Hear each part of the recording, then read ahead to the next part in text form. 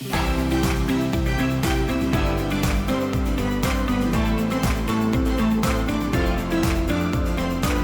the year is going to the end, as a single, how do you avoid feeling too much pressure or disappointment with unmet expectations or set goals? In such a way that how do you navigate it where you don't lose hope? And you end the year well, you are trusting God, or you are believing that by now you should be in a relationship, or by now I should have married, but everything did not work together. And so how do you go? What kind of mindset should you have coming to the end of the year? Okay. Thank you. Number one, when there is life, there is hope. Sure. You don't have a car, but you can still drive. You don't have a spouse, but you're still beautiful and you can still have one. So, number one, be grateful for what you have. You have life. Number two, I love to say to people that I've never seen anybody that died from being single. I've seen several people die from marrying wrong. Wrong. That's right. So it's better for you to be single, waiting in peace, than for you to be married and in a lot of trouble. Number three is that you might need to look at yourself and reposition yourself.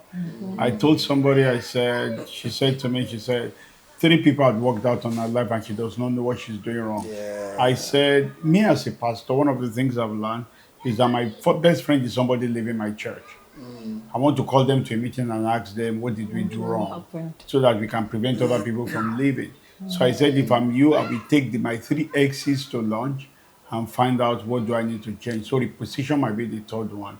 But first of all, be grateful.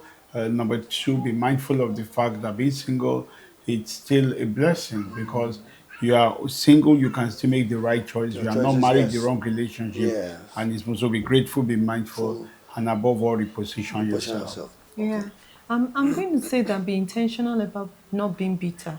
Yeah. Be very intentional about it because the things that happen has a tendency to make you draw conclusions. There's this thing they call fallacy of hasty generalization. You just draw conclusions, and form a theory, a policy around what is happening. So be intentional about the fact that you will not be bitter. You will not be angry with the world, the society, your parents, whoever you think is responsible, or the people who had dated you or who didn't even date you. That's I met someone who married, as a real mature single. And when I met her husband, I said, I feel like asking you, where have you been all our lives? So it's possible you're even angry with the faceless entity that has refused to come into your life on time. So I'll just add, be intentional about not being bitter.